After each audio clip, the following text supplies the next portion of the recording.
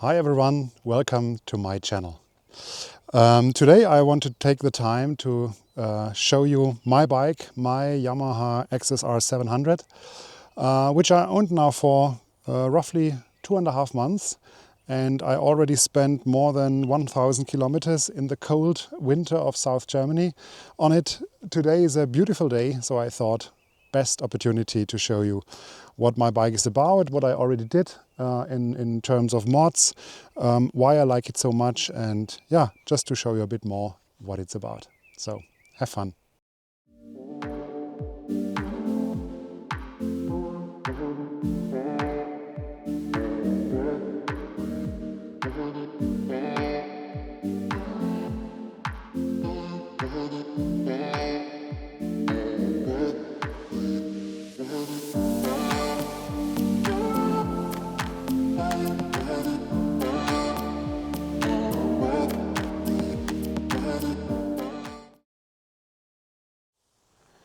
So let's get through all the mods I did on my bike. And I think the first things you mention, which is very easy, where my bike is very easy to distinguish from others, is the windscreen. So why did I add such a windscreen? I mean, to be honest, it was a really quick decision.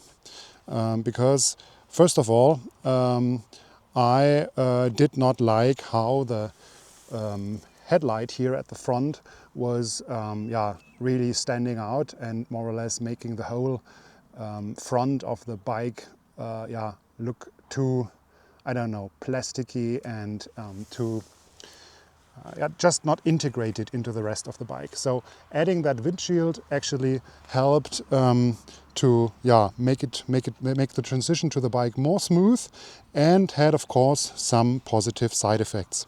So one of the side effects was that my speedometer is now water and sun protected, and it's a lot easier to read. And of course, will never get dirty, never get full of flies or anything. So it's just awesome to look at all the time. The same is that when I put my mobile here on that SP Connect cover, it's also well protected, doesn't lie directly in the wind, and therefore never gets shaken as much, and is well protected overall. The windscreen is from Puig. I don't know if I pronounced that correctly. So the Puig Mito. I will link all or put all the links in the descriptions below. It's very easy to put onto my bike. It's just those two screws here, one on the left hand side and one on the right hand side, and the rest with those ball elements here is very, very easy to modify to your needs. The only thing I had to do is to put my speedometer from the regular position here on the left here to the right, but there's a very good part from Kido for that replacement, so it's just a plug and play, put it from the left to the right. The free space I gained here on the left hand side I used for my USB-C connection to the bike, which I also installed with a small cable coming here through, which is very easy to plug my mobile into, so I will never run out of electricity for my mobile. The next thing at the front I did was to replace the default mirrors here by those bar end mirrors. Actually, those are rather cheap ones. I will also try to find the links. They work perfect because you can rotate them rather far to the outside. So for me, I'm a big guy. I'm 6'3" or 1.91 m. They provide an excellent view to the back, so they are very wide, which helps a lot in maneuvering through the traffic and looking behind you. The next thing I did to my bike, which was a pure optical thing, I added those covers for the brake fluid here from SW Motec, because actually it seemed like a part was missing here. So this was completely uncovered, and the whole bike, yeah, looked even more naked than it actually is. That was done both on the right-hand side and of course also on the left-hand side too. So that was the next change I did. Not to forget, at the front are of course those protectors for the dampening.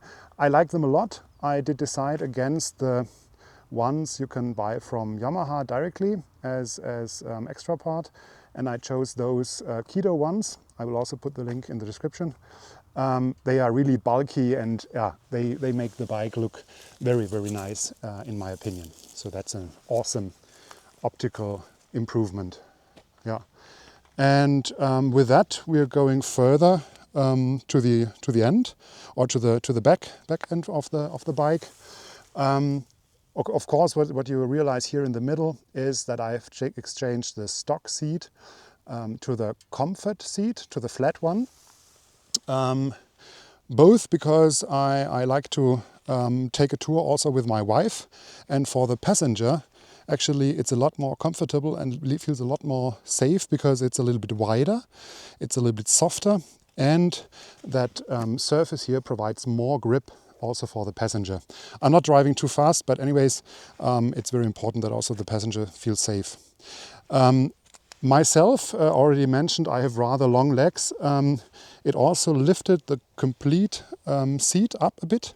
So I'm still, yeah, not, I would say the bike is not the biggest for me, but it works very well, and the comfort seat here improved the situation a lot. So I feel a lot more comfortable. The angle of my knees is a lot better. And the only thing what I miss actually is that curve you have with the standard seat, which provides a little bit of stability to the to your back, especially when you accelerate. So this I'm missing, but on the other hand, it protects me from accelerating too fast, which is also something like a nice security feature. Yeah. So I like that seat very much. So the first, I would say 100 or 150 kilometers felt very nice. I liked them and I liked it. Yeah, and I think I will not put the original seat back on again, because it's also, I think, a lot more nice to look at. I like that neat white stitches here around, and the overall, yeah, surface just feels a lot more luxurious, I would say. Coming to the back, so you see I also shortened the back, so I did a tail tidy. This was also a very easy plug and play to install set from Evotech Performance. I will also add the link. So because that original big plastic thingy which extended the tail and put that number plate even far to the back was just ugly as hell.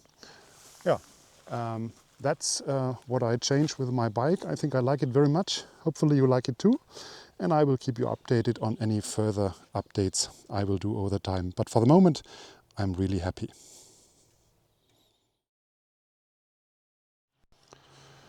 I guess the next thing you are interested in, how do I look like when I sit on the bike with my height, with my size of 6'3" or 1.91 m.